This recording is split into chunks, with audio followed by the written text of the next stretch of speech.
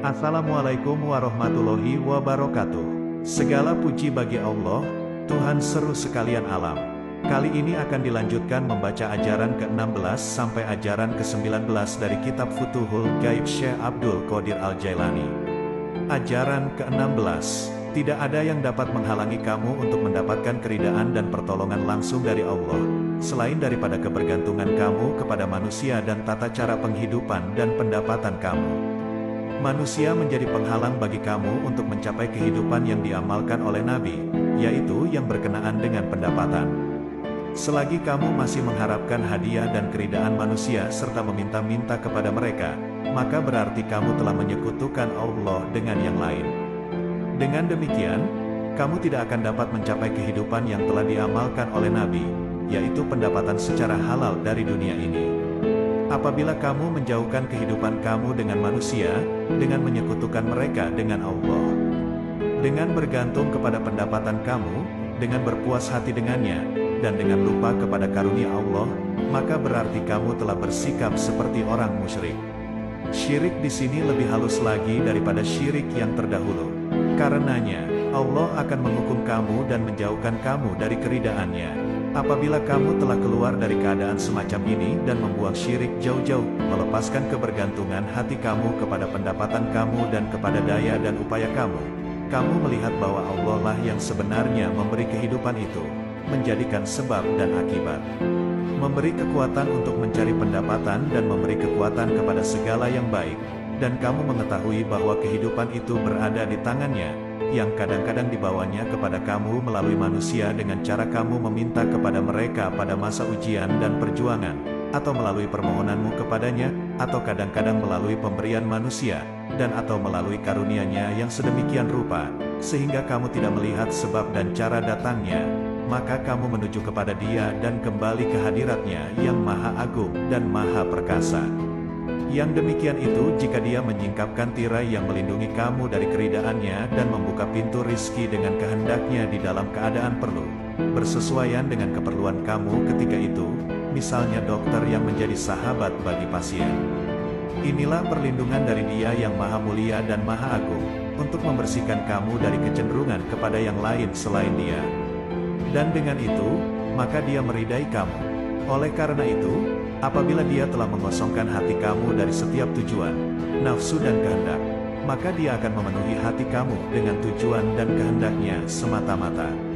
Apabila Dia hendak memberikan bagianmu kepadamu dan bukan bagian orang lain, maka kamu pasti bisa mendapatkan bagian kamu itu dan Dia akan mengarahkanmu untuk mendapatkan bagian kamu itu. Lalu bagian kamu itu akan sampai kepadamu pada saat-saat kamu memerlukannya. Kemudian, Dia akan memberi kekuatan kepada kamu untuk bersyukur kepadanya. Hal ini akan menambah keinginan kamu untuk menjauhkan diri dari orang banyak dan untuk mengosongkan hati kamu dari apa saja selain Allah. Apabila ilmu dan kepercayaanmu telah bertambah kuat dan teguh, hati kamu telah lapang dan bercahaya, kamu bertambah dekat kepada Allah dan kamu telah pantas untuk memelihara rahasia-rahasianya, maka kamu akan diberi ilmu untuk mengetahui terlebih dahulu waktu bagian kamu itu akan sampai kepadamu. Dan ini adalah tanda bahwa kamu telah diberi kemuliaan dan keridaannya. Inilah karunia-Nya, kasih sayang-Nya, pengarahan dan bimbingannya. Firman Allah, dan kami jadikan di antara mereka itu pemimpin-pemimpin yang memberi petunjuk dengan perintah kami ketika mereka sabar. Dan adalah mereka meyakini ayat-ayat kami. Quran Surah 32 ayat 24. Dan firman-Nya pula, dan orang-orang yang berjihad untuk mencari keridaan kami, benar-benar akan kami tunjukkan kepada mereka jalan-jalan kami. Dan sesungguhnya Allah benar-benar beserta orang-orang yang berbuat baik. Quran Surah 29 ayat 69. Allah juga berfirman, dan takutlah kamu kepada Allah, dan Dia akan mengajar kamu. Kemudian akan diberinya kamu kekuatan untuk mengawal alam dengan kebenaran yang terang, yang tidak ada kegelapan di dalamnya, dengan tanda-tanda yang nyata dan terang seperti terangnya matahari, dengan perkataan yang manis-manis yang lebih manis dari segala yang manis dan dengan wahyu yang sebenarnya, tanpa kegelapan apapun, dan bebas dari nafsu-nafsu kebinatangan dan dari hasutan setan yang dilaknat. Allah berfirman dalam kitab-Nya, "Wahai anak Adam, Akulah Tuhan. Tidak ada yang patut disembah selain Aku. Apabila aku berkata kepada sesuatu, jadilah, maka jadilah ia. Patuhlah kepadaku, sehingga aku jadikan kamu bila berkata kepada sesuatu jadilah, maka jadilah ia. Yang semacam itu telah dia lakukan kepada kebanyakan para nabi dan para wali serta orang-orang khusus yang diridainya dari anak Adam. Ajaran ke-17, yang dimaksud dengan dekat dan bersatu dengan Tuhan itu ialah, kamu mengosongkan hati kamu dari makhluk, hawa nafsu dan lain-lain selain Allah, sehingga hati kamu hanya dipenuhi oleh Allah dan perbuatannya saja. Kamu tidak bergerak, kecuali dengan kehendak Allah saja. Kamu akan bergerak jika Allah menggerakkan kamu. Keadaan seperti ini dinamakan fana. Fana inilah yang dimaksud dengan bersatu dengan Tuhan.